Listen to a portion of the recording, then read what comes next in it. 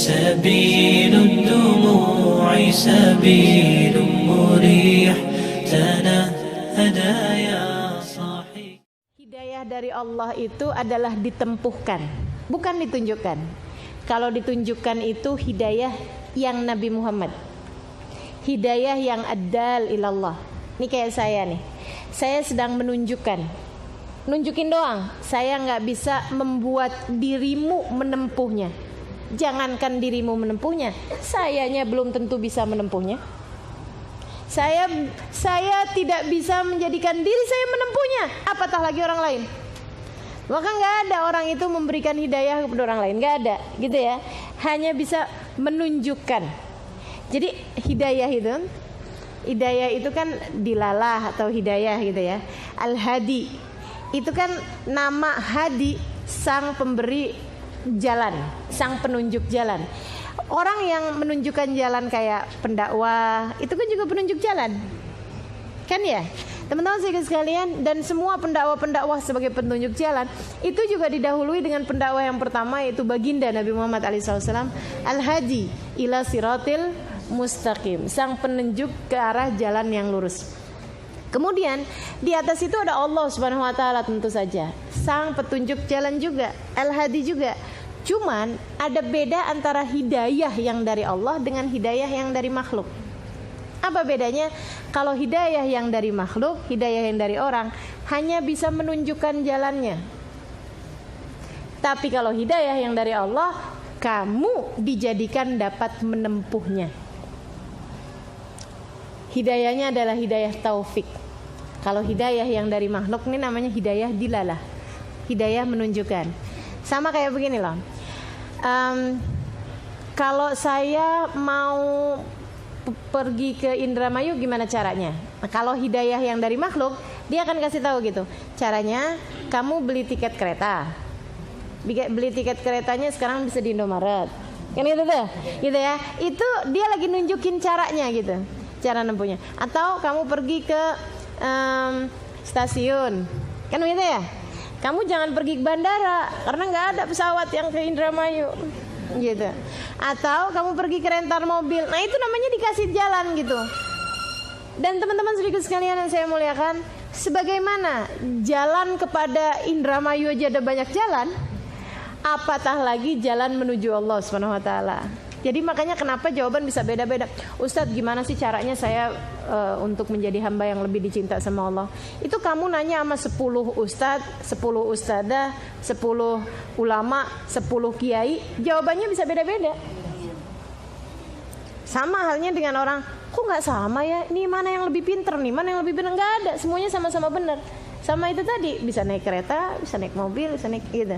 Itu dari manusia, teman-teman saya sekalian. Tapi hidayah yang dari Allah, ketika kita minta, ya Allah, ihdinas siratal mustaqim, Allahumma hdina fiman hadait, gitu ya. Pokoknya yang namanya hidayah yang kita minta sama Allah Subhanahu wa taala bukan sekedar kita minta tunjukin jalan. Bukan, akan tetapi kita minta Allah bawa kita untuk menempuhnya. Ya Allah, tunjukin saya jalan ke Indramayu. Itu kita nggak lagi minta sama Allah, ya Allah gimana sih caranya saya mau ke Indramayu, nggak gitu.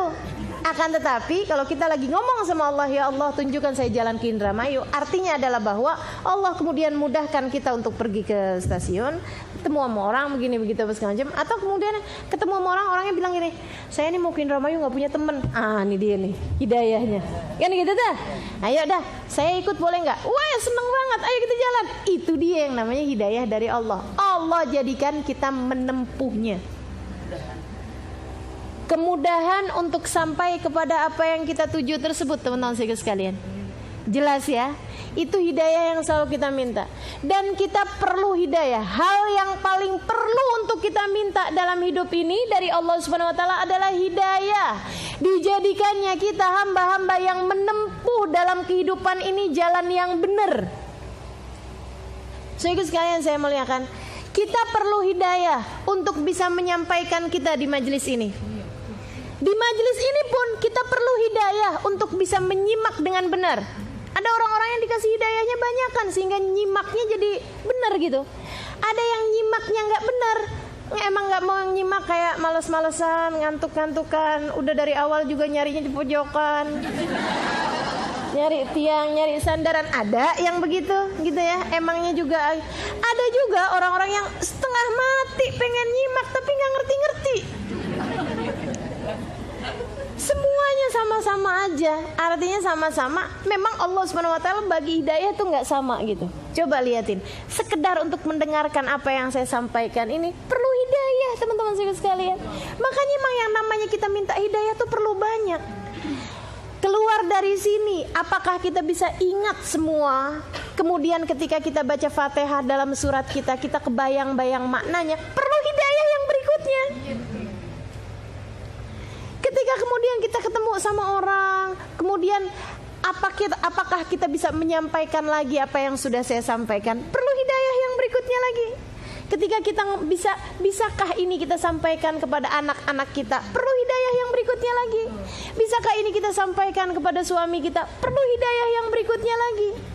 Dalam keadaan sehat kita perlu hidayah. Dalam keadaan sakit kita perlu hidayah. Hingga sakit kita menjadi sakit yang benar, sakit yang membawa kepada pengampunan dosa-dosa kita, sakit yang semakin mendekatkan kita kepada Allah Subhanahu wa taala. Dikasih sehat perlu hidayah, dikasih sakit perlu. Jadi seorang istri perlu hidayah apa enggak? Banyak banget. Ada istri hidayah soleh, hidayah solehah, gitu ya. Ada istri yang non hidayah, non solehah. Teman-teman sekalian saya muliakan. Jadi ibu perlu hidayah apa enggak? Banget perlunya. Jadi jomblo perlu hidayah apa enggak? Ya Allah, jadi single. Ada yang suka gimana gitu kalau saya bahasanya jomblo. Yang jadi single perlu hidayah apa enggak?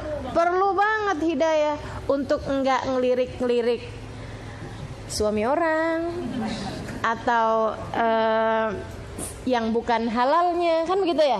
Yang bukan halalnya itu bukan pacarnya Ustazah. Pacarnya tuh halal Iya. Jadi teman-teman sekalian yang saya muliakan, perlu hidayah semuanya nih. Dalam menit demi menit waktu kita perlu hidayah. Makanya menjadi doa yang paling banyak kita minta kepada Allah Subhanahu wa taala dalam hari-hari kita. Tiap sholat baca Fatihah wajib. Satu-satunya doa dalam Fatihah adalah minta hidayah. Satu-satunya doa, nggak ada doa yang lain di sini. Mintanya ihdinas siratal mustaqim. Perlu hidayah buat mengajar, perlu hidayah buat belajar, perlu hidayah buat berzikir, perlu hidayah bahkan buat maksiat. Ketika kita dalam keadaan maksiat perlu hidayah teman-teman sekalian untuk bikin kita balik dan untuk bikin kita nyesel.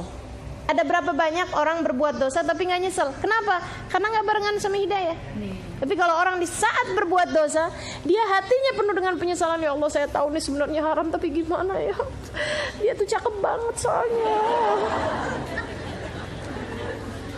Sambilan pacaran. Dan teman-teman sekalian saya muliakan, bahkan dalam saat dia bermaksiat, kita bermaksiat, perlu hidayah dari Allah Subhanahu wa taala. Untuk sekurangnya membuat hati kita merasa bahwa kita sedang berada dalam keadaan yang salah. Jangan mencari-nyari pembenaran, kan begitu. Nah itu maka dalam segala hal kita perlu hidayah.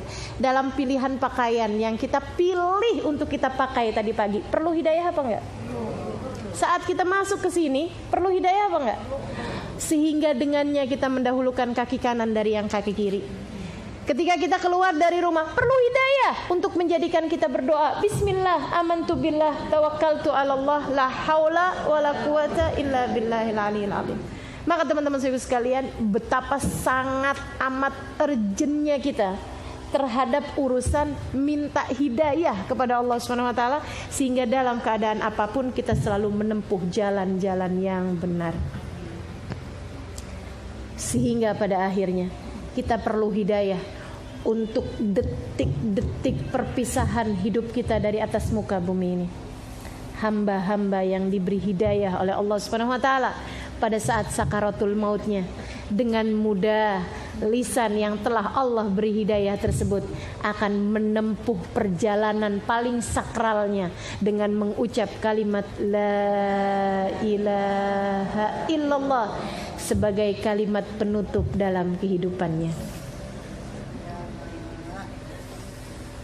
Pada saat tersebut mata kita perlu hidayah untuk dibuka dan melihat keajaiban-keajaiban Allah Subhanahu wa taala, dari kehadiran para malaikat-malaikat rahmat, atau jika Allah Subhanahu wa taala karuniakan hadiah yang lebih buat kita sekalian, siapa tahu ada di antara kita yang di saat ajal menjemputnya dihadirkan ruh baginda Nabi besar Muhammad sallallahu alaihi wasallam.